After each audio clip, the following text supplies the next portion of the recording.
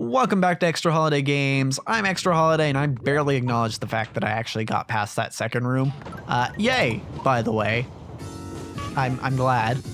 I was just really caught up in the conversation I was having. I don't think I'll go back to it because I think I've said most of what I was trying to say. But if you're curious, go ahead and check that out. Check out the last episode. It's like halfway through that I started ranting about it. So yeah, we're just playing Mario. We're just having fun, you know? We're just having a good time, right? Yeah. We're not ranting about socio-political / economic problems, and we're not talking about the general state of the human race and, you know, how there is or isn't enough for everyone and inequality, and we're not talking about that right now. We're just having fun. We're just having fun. This is a fun time. You guys having fun? I'm having fun. This is fun. But actually, yeah, I'd like to steer away from that topic now. And we can talk about how much I'm dying. Dear God, it's a lot. It's a lot of dying happening right now, and that's crazy. You know what? You know what I can talk about? It's not really deep or heavy or anything. I can talk about what I was watching before I started recording. What I was watching, it wasn't a very deep rabbit hole, but the rabbit hole I went down was about 6, 7, 8 months ago. I don't remember the username, but someone on the Livestream Fails subreddit used a computer algorithm to generate a map or an atlas of Twitch streamers and how closely their viewerships were related to each other. And I got really interested in that for some reason. That's probably, that's some of the reason why I was so late to start recording. Not that it really matters to anyone but me, but effectively that's why I spent a lot of time watching YouTube, is because I was watching people talk about it. And it was interesting. It was interesting, right? It was interesting just to see how various streamers could be grouped together based on not only the type of stuff that they do, but just who they associate with and who their viewers associate with. One of the things that appeared, because there were multiple versions of this atlas, one of the funniest things is that pretty consistently, there were like three or four versions of the atlas that I saw, but pretty consistently, NASA had a significant amount of overlap in viewership with streamers like Amaranth.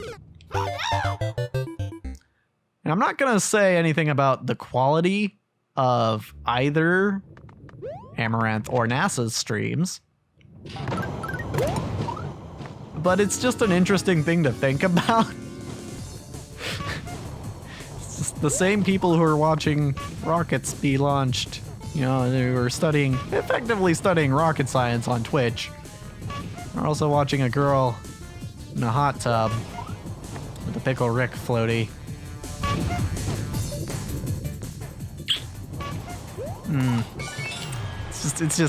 It was amusing. That's what I'm trying to say. It was also interesting to see how certain streamers would like float between groups. Like some of them were pretty set in their groups. Like most of the people, like say Saikuno or Lily Pichu or Pokimane, they were all pretty consistently had strong ties with the OTV group, for example.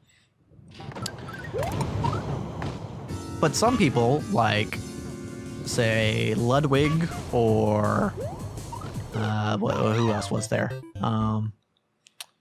I think Ludwig's probably the biggest example. But yeah, like Ludwig, who I guess associate with a lot of different streamers. People like him would end up like in one group at 1 month, and then another group in another month, and it's probably something you would expect, right? It's probably not that strange, but it was just interesting. It's interesting to see visually, you know. And it also made me think, like, first of all, I don't know why I was expecting this, but I was like, okay, where am I on the map? There were only like the top 100 streamers on this atlas, by the way, so obviously I'm not going to be there. I just started streaming. I have 20-some followers, and I average 2 viewers, both of which are me. So obviously I'm not going to be on this atlas, but for some reason my brain was like, wait, where am I? It's like, no, you're not there at all, because if they showed everyone my size, you wouldn't be able to see anything because there were a huge number of Twitch streamers that get only, 2 viewers on average, and I'm one of them. So, and then the next question in my head, of course, was, okay, where would I be if I were on this map? Now, honestly, I don't know. Like, where would my overlap lie? Currently, the most viewership I've gotten has been on the Learn Japanese to Survive games, which I think would probably put me closer to the VTuber group, because that's probably where the weebs are. You know? I think that's probably where I would be. Of course, I also do other stuff, like, I played Pokemon and Metroid Dread Nintendo type stuff, which would kind of put me, closer to, like, OTV. I mean, OTV doesn't play a lot of Nintendo, but they're the more, of the groups on Twitch, they're kind of one of the more family-friendly types. So maybe I'd be close to them. Or maybe this is all just wishful thinking because I really like all these content creators, and maybe I'd just be nowhere near them. Yeah, I watch a lot of OTV and VTubers, so, yeah, it's probably just wishful thinking. Or maybe because I've watched so much of them that my content actually ends up being somewhat like theirs. Maybe that's the case. And honestly, if that is the case, that's pretty neat because, yeah, again, I like their content. It is interesting. It is, in fact, interesting. I don't know. Maybe I'll be on the Twitch Atlas at some point. Maybe. Okay, I probably will be. Like, if I'm saying that I'm going to make a...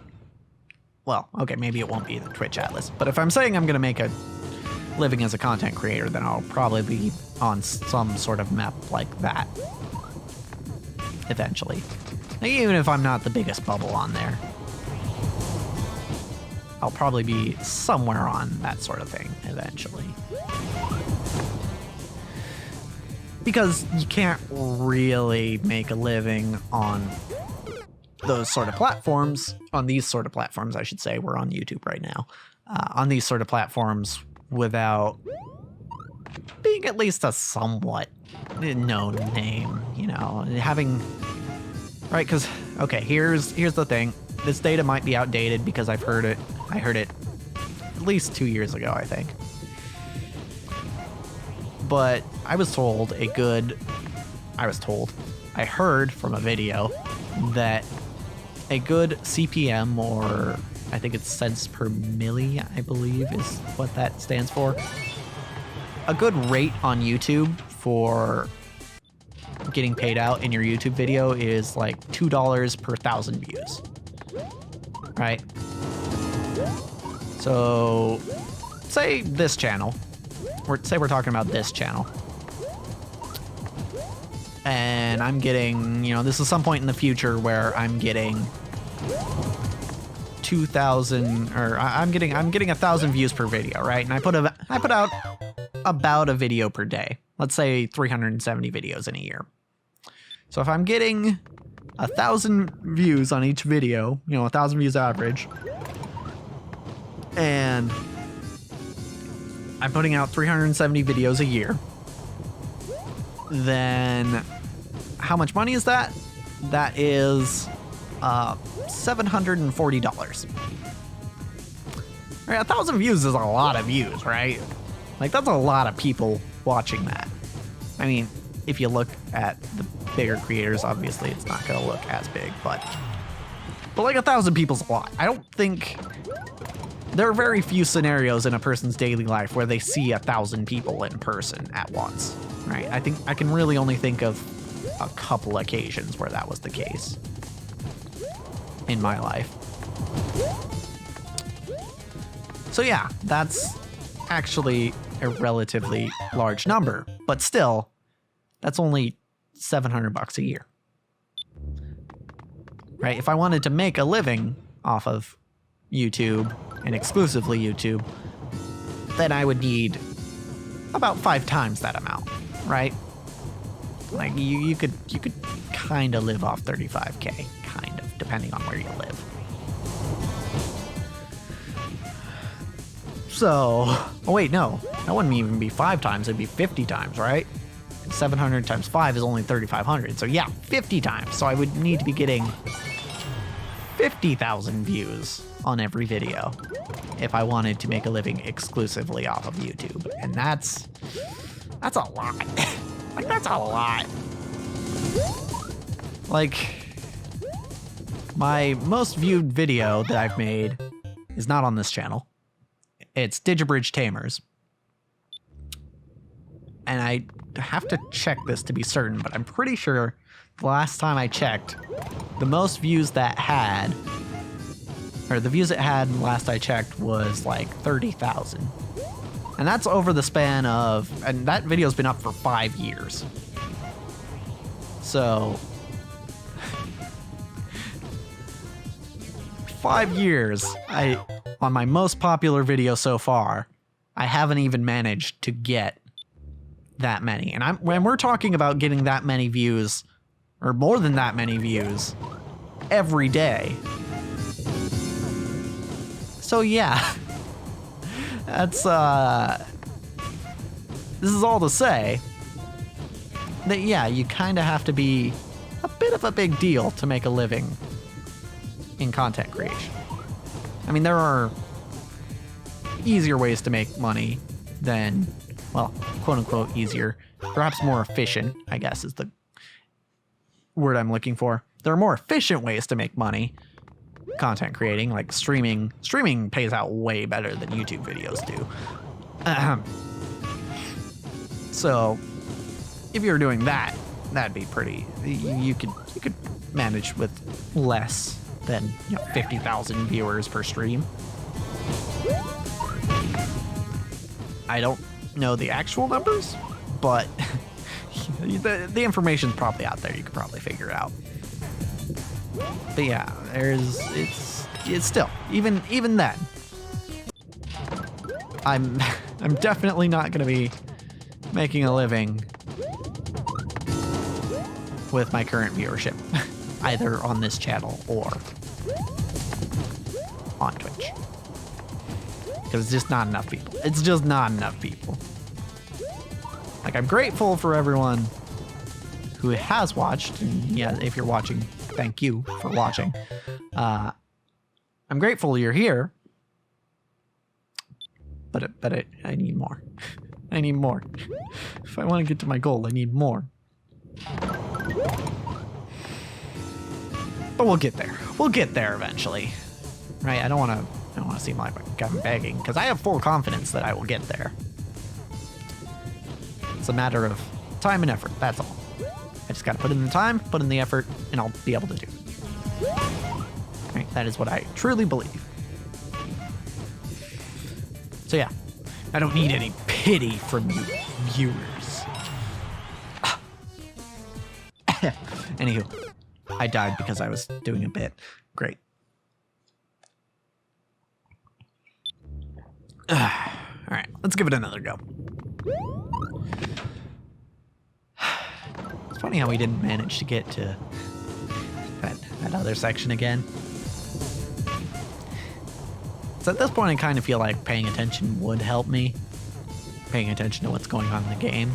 But first of all, honestly, it's not really as fun when I'm dying a lot to just pay attention to myself dying a lot. I feel like I can more easily endure it if I'm not paying attention. And you know what? Maybe I play better when I do pay attention. Or maybe not. Again, that's up for debate. But